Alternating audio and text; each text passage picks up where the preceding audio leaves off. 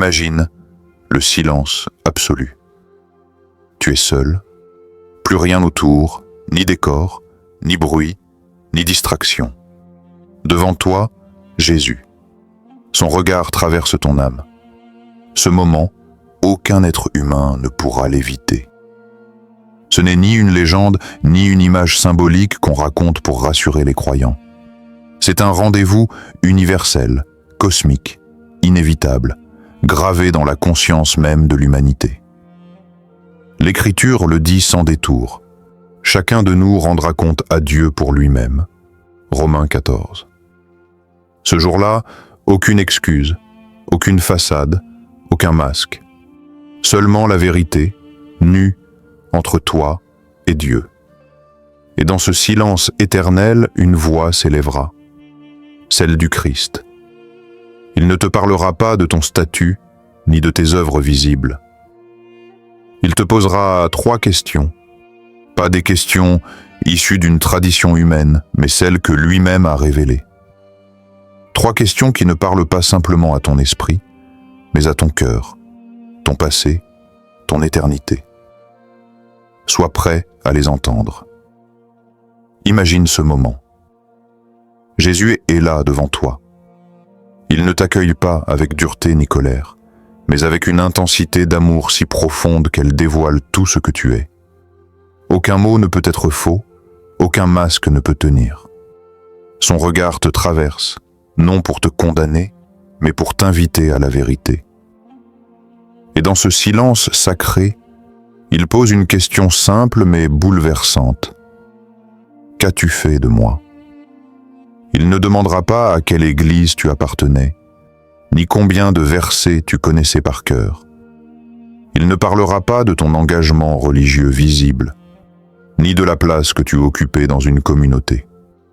Ce ne sont pas les apparences qui comptent ici. Ce qui l'attend, c'est bien plus intime, bien plus profond. Il veut savoir si tu l'as aimé, si tu l'as connu, si tu l'as réellement reçu, car ce n'est pas ta performance religieuse qui importe en ce moment-là, mais ta relation avec lui. Jean 3, 18 le dit clairement, « Celui qui croit en lui n'est point jugé, mais celui qui ne croit pas est déjà jugé. » Ce n'est pas la question d'un rite accompli ou d'une tradition respectée, mais d'un lien vivant et personnel. Tu pouvais connaître son nom, sans jamais l'avoir rencontré. Tu pouvais parler de lui, prier en son nom, chanter à son sujet, sans jamais l'avoir laissé entrer dans ton cœur. Il te demandera alors, « As-tu marché avec moi ou seulement parlé de moi ?»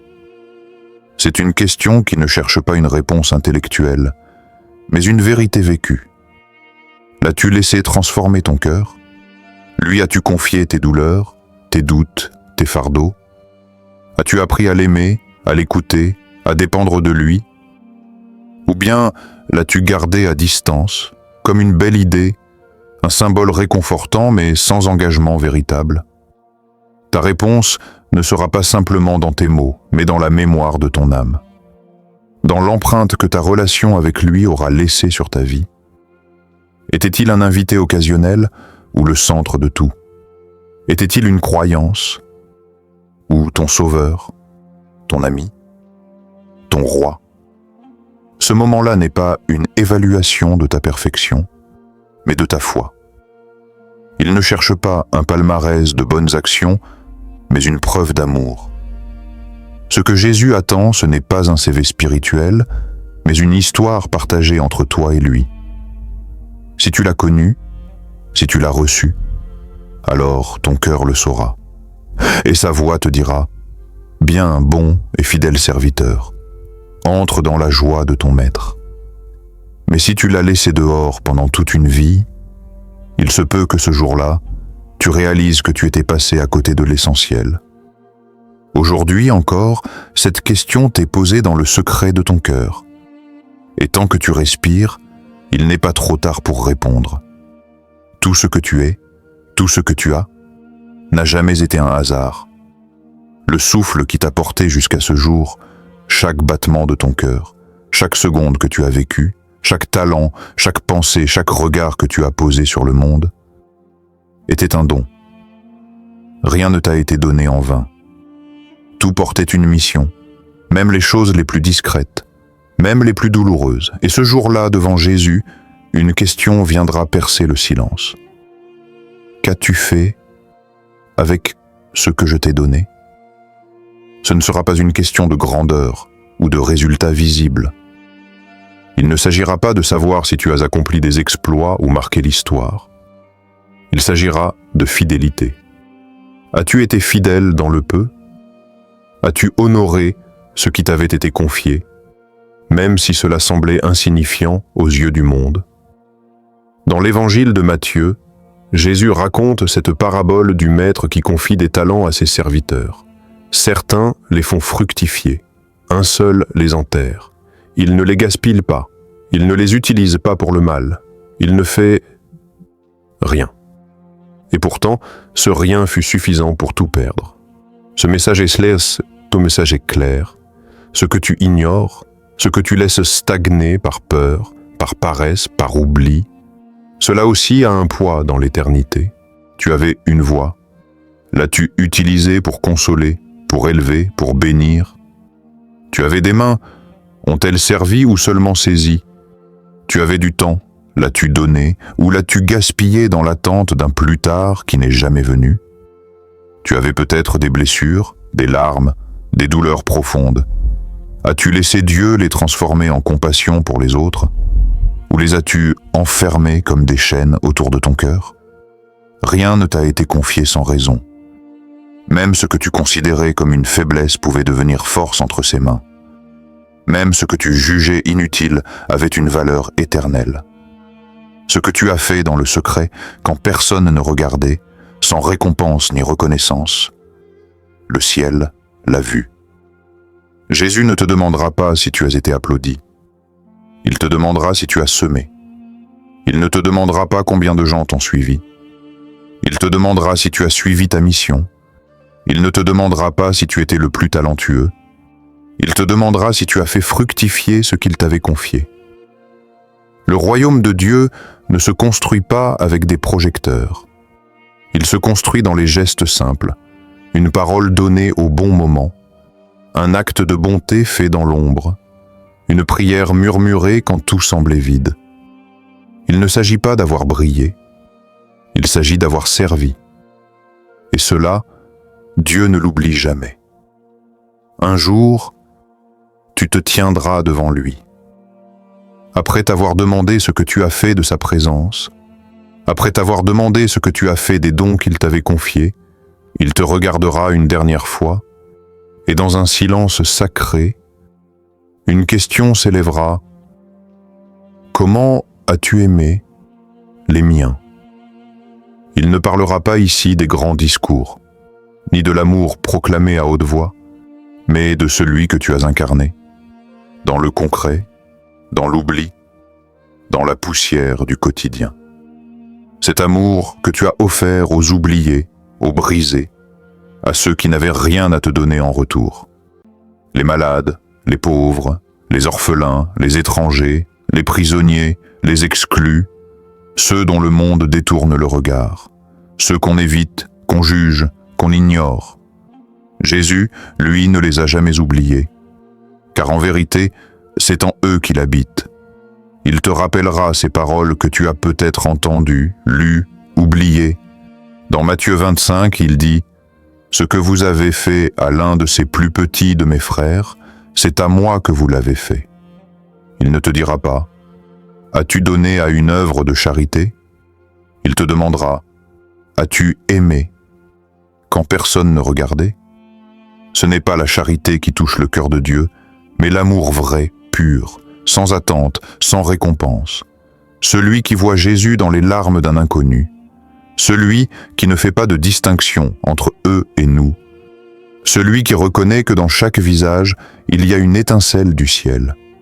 Celui qui ne sélectionne pas qui mérite d'être aimé. Et alors, il te demandera « Ton amour était-il authentique ou simplement public ? As-tu donné pour être vu? As-tu servi pour être admiré? Ou as-tu tendu la main dans l'ombre, discrètement, sincèrement? As-tu aimé ceux qui ne pouvaient rien t'offrir? Ou seulement ceux qui renforçaient ton image, ta position, ton confort? Il ne mesurera pas la grandeur de ton ministère, ni le nombre de tes suiveurs ou la portée de tes mots. Il scrutera la profondeur de ton amour. Combien de fois ton cœur s'est-il penché sur l'autre? Combien de fois as-tu choisi la compassion plutôt que l'indifférence? Combien de fois as-tu vu un frère, là où le monde ne voyait qu'un problème? Aimer vraiment, c'est coûteux. Cela prend du temps, cela dérange, cela fatigue. Mais c'est ce que Jésus a fait. Et ce jour-là, il cherchera sa propre trace dans ton amour. Peu importe que tu n'aies pas prêché, chanté ou dirigé. Peu importe que tu sois resté inconnu du monde. Si tu as aimé les siens, tu l'as aimé, lui. Alors, au cœur de l'éternité, cette question reste: comment qu'as-tu traité mes petits? Et ta vie y aura déjà répondu. Maintenant, ces questions ne sont plus lointaines ni théoriques. Elles te traversent, elles te regardent. Elles ne concernent pas seulement un jour futur, mais ton présent, ici, maintenant. Elles ne parlent pas d'un autre, elles parlent de toi. As-tu reçu Jésus, non comme un beau concept ou une tradition familiale, mais comme ton sauveur vivant? L'as-tu accueilli dans ton cœur, comme on ouvre une porte à un ami que l'on ne veut plus jamais perdre? As-tu marché avec lui, au-delà des mots et des apparences? As-tu utilisé les jours qui t'étaient donnés pour quelque chose de plus grand que toi? Chaque souffle, chaque occasion, chaque don, les as-tu laissés entre ses mains pour en faire du fruit éternel? Ou les as-tu oubliés, remis à plus tard, dispersés dans l'oubli des jours ordinaires? As-tu aimé, vraiment? Non pas par habitude, non pas pour être vu, mais d'un amour sincère, désintéressé, profond. As-tu reconnu Jésus dans ceux que personne ne regarde, dans ceux qui n'avaient rien à te rendre? As-tu aimé comme lui? Si ton cœur peut répondre oui, même faiblement, même imparfaitement, alors continue. Reste fidèle. Ne te relâche pas. L'éternité commence déjà dans la fidélité quotidienne. Mais si ton cœur hésite, s'il se tait ou doute, alors sache ceci. Il n'est pas trop tard. Tu respires encore. Ce souffle, là maintenant, est un signe de grâce. C'est l'appel du ciel. C'est Jésus qui, une fois encore, tend la main. Non pour te juger, mais pour t'inviter, pour t'accueillir, pour te relever, pour te transformer. Rien n'est figé. Tout peut commencer aujourd'hui. Si tu es prêt à dire oui à Jésus aujourd'hui, alors répète doucement du fond du cœur. Seigneur Jésus, je reconnais que j'ai essayé de vivre sans toi, mais aujourd'hui, je t'ouvre mon cœur. Je crois que tu es mort pour moi. Je crois que tu es vivant. Je te reçois comme mon sauveur. Pardonne-moi, change-moi, fais de moi une nouvelle création. À partir de maintenant, je suis à toi. Amen. Si tu viens de prier, écris dans les commentaires « Je suis prêt ». Cela pourrait toucher une autre âme. Cela pourrait déclencher une éternité. Et si ce message a parlé à ton esprit, abonne-toi. Partage-le. Reste connecté à la vérité, car ce jour arrive. Et ce jour sera tout ce qui comptera.